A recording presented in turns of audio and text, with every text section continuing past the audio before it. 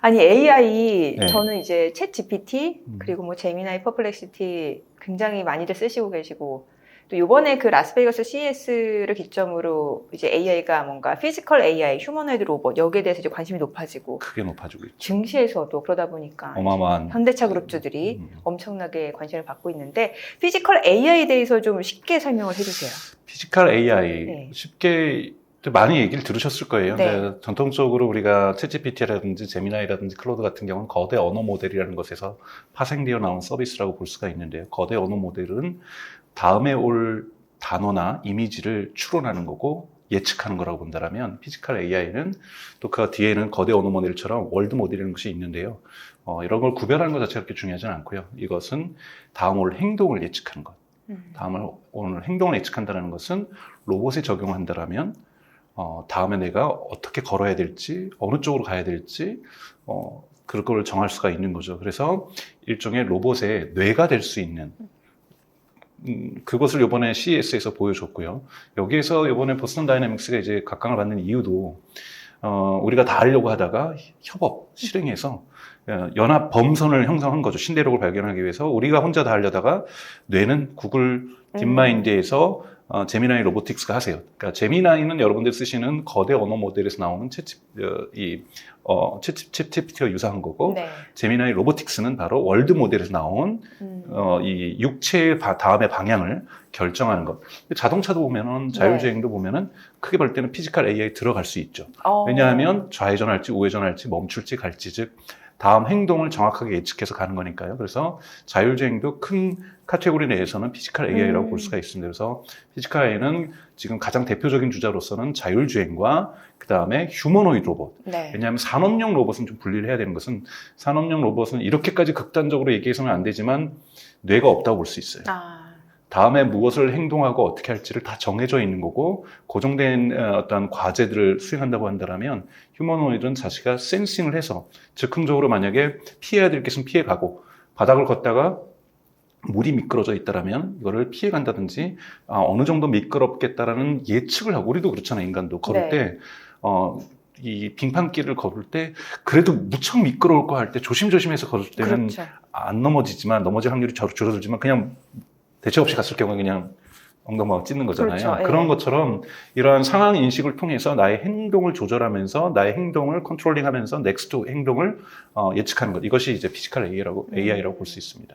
그러니까 쉽게 생각하면은 로봇도 그냥 로봇이 아니라 AI가 탑재된. 그렇죠. AI가 탑재된 어떤 형태가 있는 그런 걸 이제 피지컬 AI라고 맞습니다. 저희가 인식하면 되고 이제 지금 실제로 주변에서 접할 수 있는 내용 중에는 이제 휴머노이드 로봇과 자율주행차 이렇게 이해를 하면 쉬운 거네요. 맞습니다. 근데 이제 조금 여러분들 여기서 주의하셔야 될 것은 우리가 챗GPT나 제미나이를 써보시면 이제 거의 몇 년이 지나면서 2022년 11월 30일 날 챗GPT가 나오면서 세상을 놀래켰고 지금 벌써 한 3년 정도가 지나니까 어느 정도 이제 너무 이제 좋은데 우리가 없어서는 안 될 정도로 일상에서 많이 쓰고 계신데요. 우리가 단어가 잘못 나오면 그냥 실수하네 여전히 보통 할루시네이션이라고 얘기하죠. 그 정도 하고 있다고 얘기하지만 로봇이라든지 자율주행이 잘못 좌회전하고 우회전해버리거나 이러면 위험한데요? 위험하죠. 그렇기 때문에 대단히 이 신뢰성이나 안정성이 대단히 중요한 다른 기준으로 요구됩니다. 그래서 피지컬 AI는 전 세계 어느 곳도 아직 상용화를 시키지 못했습니다. 아직은 상용화를 못 시켰다는 부분이고 이번에 현대차도 발표 때 정확하게 얘기하고 있죠. 2028년에 현대자동차 공장에서 판매가 아니라 거기서 우선 일단 시험 테스트를 한다라고 얘기를 하고 있어요. 그러니까 2028년에 구글 제미나이 로보틱스가 그때까지 완성이 안 되면 2028년은 2029년으로 연계될 수도 있는 거고 그래서 여러분들이 아직까지 이것이 상용화되지 않은 서비스이기 때문에 그 과정에서는 험난한 파도들을 계속 헤치면서 가야 되는 거고 험난한 파도를 또 잘 헤치면 또 그것이 하나의 이벤트가 돼서 관련된 주가가 오를 수도 있지만 그 파도가 마치 오지 않는 것처럼 그냥 오늘 아무 일 없어요 라고 지내면 주가는 또 내려갈 수도 있겠죠. 그래서 투자하실 때 피지컬 AI는 아직은 기대치로서 형성되고 있는 물론 기대치로 형성된다는 부분에서 무조건 나쁜 건 아니죠. 시장은 그렇죠. 항상 기대치가 중요하고. 특히 주가는 선행하니까. 그렇죠. 네. 테슬라 아직 다 기대치잖아요. 네. 뭐 자율주행도 그렇고 옵티머스도 그렇고 그래서 기대치로도 저렇게 주가가 올라가는 거 봐서 주가는 충분히 상승할 여력은 있지만 기대치는 잘못된 걸 충돌을 만나면 훅 떨어지기도 하잖아요. 그래서 네. 조심스럽게 투자하시는 것이 중요하다라고 좀 말씀을 좀 드리고 싶습니다. 알겠습니다. 이번 이제 투자 관점에서 말씀을 네, 주신 거고 그러면은 이제 제가 생각할 때는 이제 휴머노이드 로봇 하면은 제 머릿속으로는 네. 쉽게 이렇게 떠올라요. 일단은 이제 CES에서 보여줬으니까 음, 그 보스턴 다이내믹스의 아틀라스 하고 그 다음에 테슬라의 옵티머스. 옵티머스. 전 네. 요렇게가 떠오르고 네.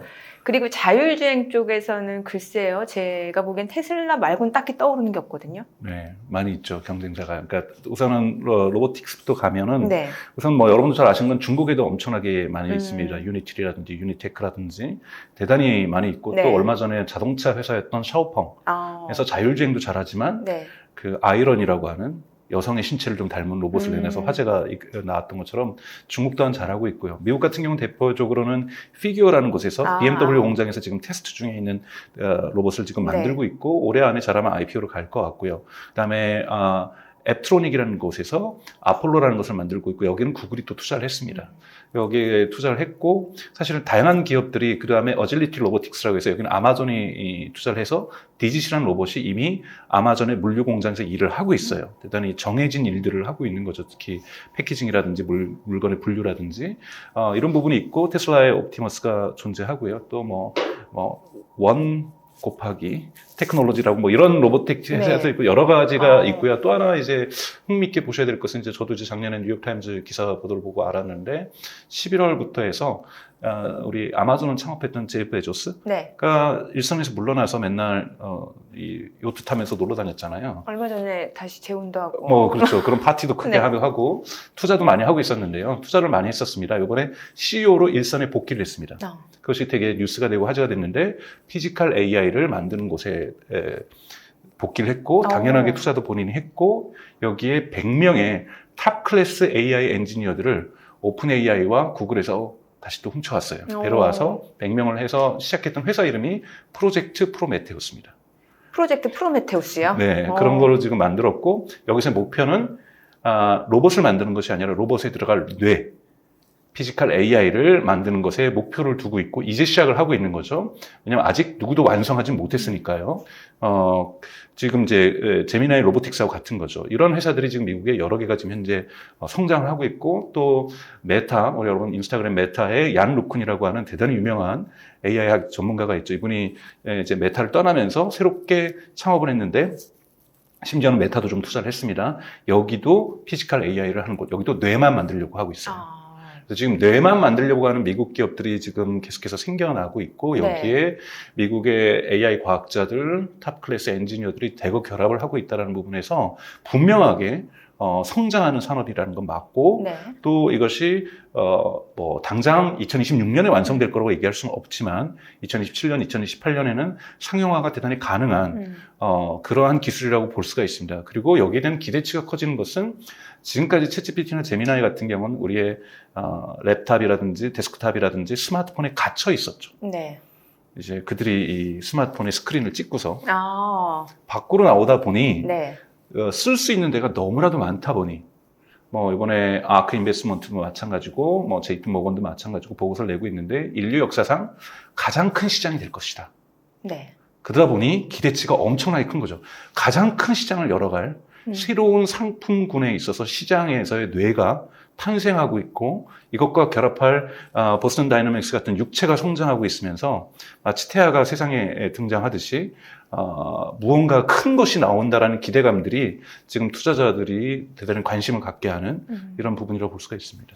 그러니까 이제 뭐 산업 현장뿐만 아니라 결국에는 각 가정까지 침투하게 되는 게 피지컬 AI라고 저는 이제 이해가 되는데 뭐 그 시기가 언제일지 모르겠지만 이번에 이제 어제 한국 시간은 어제 다보스에서 일론 머스크가 이제 뭐 젠슨왕도 왔었지만 일론 머스크가 이제 이야기를 하면서 옵티머스에 대한 로드맵을 좀 밝혔거든요. 그래서 올해 말부터 벌써 공장에 쓰이고 있다는 거고 2027년부터 공장에 본격화되고 2028년부터는 상용화가 가정에 판매가 될 거라고 얘기를 하고 있어요. 옵티머스가. 네, 근데 그거는 이제 로드맵인 거고요. 네. 근데 어느 정도 뭐 1, 2년 정도의 저는 플러스 마이너스는 있겠지만 과거의 일론 머스크를 생각하시면 안 된다고 생각이 들고요. 항상 약간씩 늦었으니까. 그럼요. 네. 약간이 아니라 왕창 늦었죠. 네. 근데 이제는 일론 머스크의 말들에 있어서 이제 두 가지를 구별을 하셔야 되는데요. 하나는 이제 2025년 11월에 있었던 주주총회에서 이제 일론 머스크의 보상안이 결정이 났잖아요.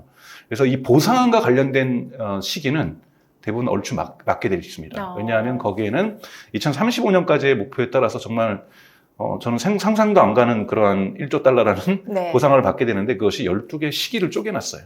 그래서 그 시기별로 이뤄야 될 과제들이 있습니다. 네. 그렇기 때문에 이거를 한 1년 뒤에 할 거야 그런데 6년 뒤에 한다 그러면 안 돼요. 그렇기 때문에 되게 현실적으로 플러스 마이너스를 여러 번 한 1년 정도로 보시면 될 거라고 생각이 들고 근데 여기에 적혀져 있지 않는 예를 들자면 스페이스X를 통해서 우주에다가 데이터 센터를 짓는다. 그건 매년 2027년에 막 된다고 그랬거든요.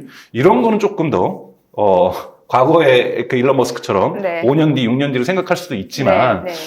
지금 테슬라가 가지고 있는 상품 계획안에 나오고 2035년까지 이뤄야만 할 일론 머스크의 그 보상과 관련된 시기는 대부분 맞을 가능성이 높다라고 본다라면 2030년 전에는 좀 충분히 상용화 될 것 같은데요. 왜 이것이 시장이 커지냐면 공장들도 커질 수 있잖아요. 네. 공장들에도 이제 옵티머스뿐만 아니라 휴머노이드 로봇이 들어갈 수 있지만 가정에도 들어올 수가 있다라면 이거는 엄청난 거죠. 그러니까요. 네. 저는 죽기 전에 저랑 로봇이 살 수 있는 거는 좀 좋을 것 같아요. 얼마나 편하겠어요, 제가. 설거지해. 차 끓여와. 그리고 또 이제 고양이 키우시잖아요. 네네네. 그러면은 그 휴머노이드 로봇이 또 집사 역할도 해줄 그렇죠. 수도 근데 있고. 저는 물론 언제쯤 저희 집에 들을 거냐면은 네. 고양이에게 해가 되지 않을 정도의 안정성이 완전히 만들어지면 데려오겠죠. 저는 미리 말씀드리면 초기 시장은 그러지 않고 백만장자들이 살 거예요. 처음에는. 네, 완성되지 않고 문제가 있더라도 네. 초기에 모든 사람들이 사는 것이 아니라 예를 들면 성숙도가 100이 돼야 네. 저 같은 고양이를 키우는 사람도 살 수 있다라면 구매할 의사가 생긴다라면 성숙도가 한 90만 돼도 살려는 사람들이 있습니다. 원래 얼리 어댑터들이 있죠. 그렇죠. 네. 그 얼리 어댑터는요 돈이 많은 사람들이 한번 집에 로봇 써보자. 대놓고 파티 열었을 때 자 로봇 잠깐 등장해 부르면 등장하고 이런 걸 보여주는 걸 좋아하는 사람들이 분명히 존재하거든요. 네. 그러면서 시장은 형성되는 거죠. 얼리 어댑터가 없는 시장은 없기 때문에 얼리 어댑터들에 의해서 저는 형성되는데 그것은 조금 더 일찍 올 수 있다. 그래서 하지만 누구나 갖는 이러한 정말로 큰 시장은 조금 더 2030년을 넘어서서 나타날 가능성은 충분히 있다고 저는 생각이 듭니다. 하여튼 멀지 않았다고 저는 생각이 들고요. 그래서 스크린 밖으로 나온다라는 거고 스크린 밖의 시장이 훨씬 더 큽니다. 이 시장에서 작동할 부분 그리고 어떤 기업이 혼자서 마켓쉐어를 다 가져가지는 않겠죠. 네. 마켓쉐어 20%만 가져가도 이게 어디겠어요. 워낙 시장 자체가 큰 그러니까요. 거니까. 제가 봐도 인류가 갖고 있었던 어떤 시장보다 클 거예요. 왜냐하면 제가 왜 돈 있으면 R2, D2나 이런 애들을 한 명만 데리고 있겠어요. 밖에 나갈 때 한 명, 직장에서 한 명, 집에 와서 2명. 곳곳에. 곳곳에. 네. 얼마나 좋겠어요. 네. 여행 갈 때 현지에서 대여. 그러네요. 여행 가서 한 명 대여. 네. 이거 얼마나 좋겠어요. 짐 들어. 통역해. 이런 거 다 할 수 있고. 그러니까 여러분, 우리가 상상할 수 없는, 물론 부정적으로 생각하시는 분도 있죠. 이 로봇이 인류를 스카이넷처럼 멸망시킬 거다, 일자리를 다 뺏어갈 것이다. 그건 다음에 기회가 되면 좀 말씀드리겠지만, 네. 그것도 하나의 판타지고, 네. 저도 하나의 판타지를 하는 거고, 그렇기 네. 때문에 어떤 학술적 근거가 있는 건 아니거든요. 그러니까 일자리가 다 사라진다부터 시작해서 이런 공포감들을 자극하면서 이야기를 하는 거고, 유튜브에서 이제 클릭수를 많이 조회수를 얻어야 되니까 하는 건다라고 저는 생각을 하는데요. 여러 가지 부분에서 여하튼 시장 부분에서는 매우 흥미로운 시장이 지금 탄생하고 있다는 부분에서 당연하게 투자자들이 선투자를 지금 하고 있다고 저는 보고 있습니다. 그럼 저는 이제 투자 관점에서 여쭤보고 싶은 게 이제 피지컬 AI 지금 많은 빅테크 기업들이 그 로봇의 뇌 쪽에 집중을 한다라는 건데 그러면 피지컬 AI는 이 뇌도 중요하지만 AI가 탑재된 뇌도 중요하지만 그 옵티머스 같은 경우에 관절에 대해서 굉장히 좋은 평가들이 나오잖아요. 네. 이런 관절 움직임이라든지 이런 이렇게 신체적인 그 부분에 공학. 공학 네. 이것도 네. 중요한 거잖아요. 그렇죠. 두 가지의 교집합이 만나서 해서 휴머노이드가 나올 수가 있습니다. 하나 뇌만 좋다고 해서 우리가 아이들 보면 성숙하는 과정에서 뇌가 좋다고 해서 신체가 쫓아가는 건 아니잖아요. 자기는 달린다고 생각하는데 걷고 있는 거고. 그렇기 때문에 여러 가지 뇌와 육체가 정신과 육체가 같이 발전하는 거잖아요. 그렇죠. 성숙하는 것이고 사춘기도 겪는 것이고 이런 것처럼 두 가지가 다 결합이 돼야 됩니다. 그래서 기계공학적인 로보틱스라고 하는 이런 공학의 발전이 반드시 받쳐줘야 되는 거죠.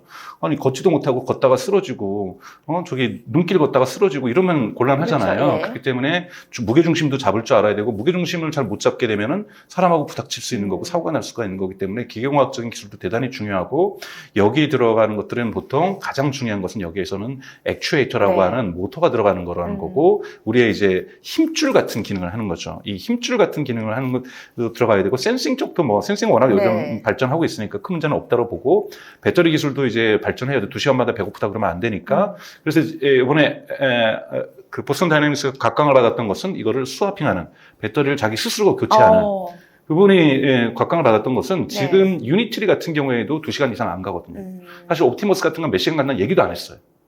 그래서 스와핑하는 기술이 아니면은 왜냐하면 신체 자체가 작기 때문에 여기 들어갈 수 있는 배터리가 아무리 전고체 배터리로 가더라도 4시간, 5시간 갈 수는 없거든요. 그런데 뭐 교체해 주면 되지 않냐. 근데 공장에 들어가는 사람들은 다 경제성을 따지는 사람이거든요. 백만장자들 집에서 파티할 때 보여주려는 거하고 다르게 이건 2시간만 해도 되죠. 근데 공장에서 지금 초반에 들어갈 건데 공장에서 대체하기 위해서는 8시간 가줘야 되는 거거든요. 그렇죠. 이러기 위해서는 스와핑하는 방법이 대단히 유효했고 이 부분에서 아틀라스가 이번에 대단히 높은 점수를 받았다고 저는 생각이 듭니다. 그래서 배터리 문제는 그런 식으로 저는 풀릴 수 있을 것 같은데요. 아직까지 풀리지 않는 것은 액추에이터 부분이고 힘과 관절과 신경 쪽인데요. 왜 그러냐면 저는 이 보스턴 다이내믹스 애틀라스가 끝까지 세 손가락일 거라고 생각하지 않습니다. 지금 되게 실용적인 노선으로 구글하고 연합도 했고 몸체들도 되게 인간스럽지 않게 즉 샤오펑의 아이런처럼 여성의 신체를 닮아간다는데 남성의 신체를 굳이 닮아가는 이러한 형태를 띠지 않게 막 레고 블록처럼 만들었다는 것도 전 잘한 거라고 보는데요. 하지만 손가락 3개는 문제가 있습니다. 왜냐하면 결국은 지금 산업용 로봇이 되게 많거든요. 그 설치 덴서티가 2023년까지는 한국이 1위였고 최근에 작년 데이터는 아직 가집게 되고 있는데 중국이 한국을 제낀 걸로 나와 있어요. 곳곳에서 산업용 로봇이 다 들어가고 있고 이것이 중국에서는 다크 팩토리라고 해서 저녁에 이 공장 사진을 찍었더니 샤오미나 샤오펑 사진을 찍었더니 어떤 층들은 불이 꺼져 있더라는 거예요. 그래서 뉴욕타임즈 기자들을 이제 일부러 불러서 이제 찾아갔는데 어떤 층과 어떤 공간은 불이 꺼져 있는데 여기 그리고 나머지는 불이 켜 있어요. 불이 켜 있는 데는 인간이 작업하는 곳. 불 꺼져 있는 데는 로봇이 작업하는 거죠. 그러니까 100% 정인 불이 꺼져 있다는 건 한 층이 100% 로봇이 작업하고 있다는 거예요. 그것을 다크 팩토리라고 합니다. 이것을 지금 중국의 곳곳에서 도입을 하고 있고 심지어는 한국의 기아 자동차도 중국에 있는 공장은 다크 팩토리로 전환을 했어요. 중국 기술에 의해서. 그러니까 즉 산업화 로봇, 그러니까 산업용 로봇, 뇌가 없는 극단적으로 표현해서 이 로봇은 지금 다크 팩토리를 만들 수준까지 왔다라는 거죠. 그러면 휴머노이드 로봇이 뭘 해야 되냐면 불 켜져 있는 인간이 하고 있는 곳에 들어가야 돼요. 인간이 하고 있는. 여전히 인간이 하고 있는. 그러니까 아직 즉 3층은 불이 꺼져 있고 2층은 반이 불이 켜 있다라면 이 불이 켜 있는 곳으로 들어가야 되는데 여기서 여러분이 이제 추론을 하죠. 만약 현대자동차든 뭐 BMW 공장이든 또는 테슬라 공장이든 불이 켜 있는 데가 어딜 거냐라는 거예요. 불이 켜 있는 곳은 대부분 정밀하게 인간의 손이 아직도 필요한 곳이라는 거예요. 특히 예를 들면 자동차로서는 하네스 작업이라는 전선줄, 자동차에 보통 3km 이상의 전선줄이 들어갑니다. 이거는 아직 자동화를 못했어요.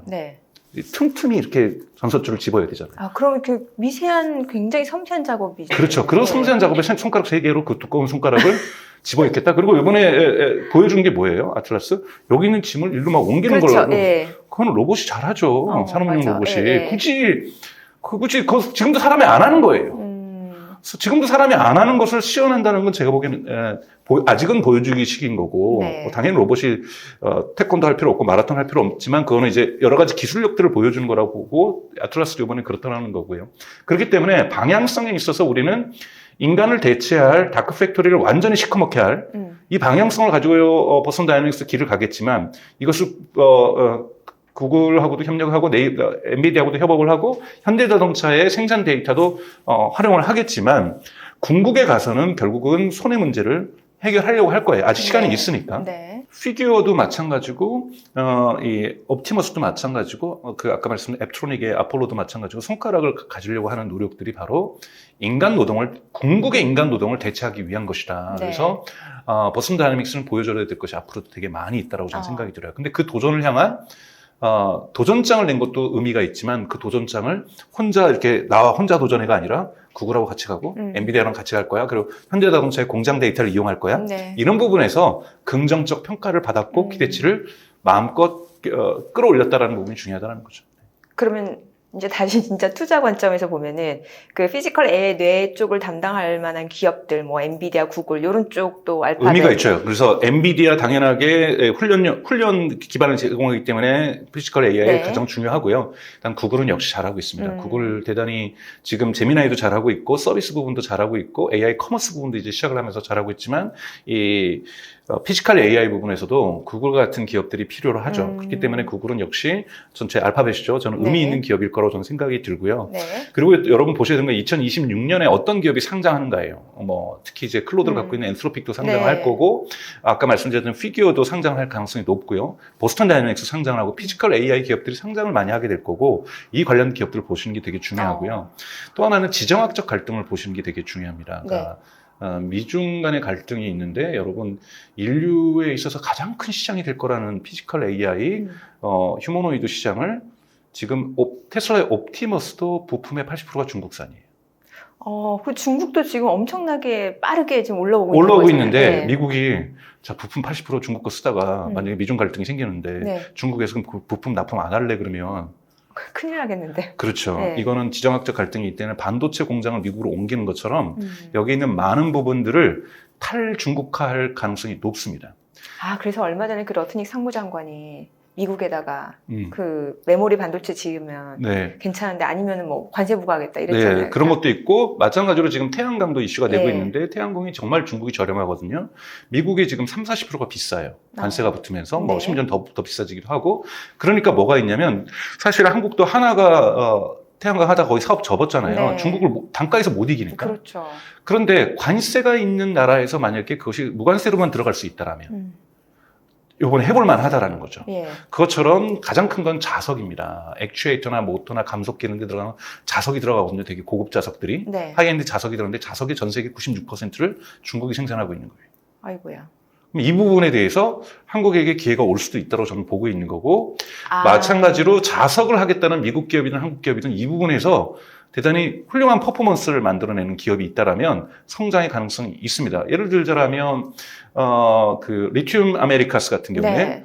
여기도 사실은 뭐 대단한 기업 아니었는데 주가가 바닥치다가 히토리 요즘에 부분에서 좋아요. 네. 히토리 부분에서 미국 정부가 여기 주식 사고 뭐 이렇게 하니까 주가가 막 올라가잖아요. 이게 다 지정학적 요인에 의한 주가 상승 요인이거든요. 그러니까 미국도 계속해서 탈중국을 지금 움직임을 하고 있는 거고 앞으로 더 가속화시킬 거라는 거죠. 그에 따라 우리나라에서는 그쪽에 있는 기업들이 반사해. 그렇죠. 그런 기업들을 좀 찾아보시고 연구해 보시면 되게 좋을 거라고 저는 생각이 듭니다. 네. 오늘 굉장히 많은 투자 아이디어를 주셨네요.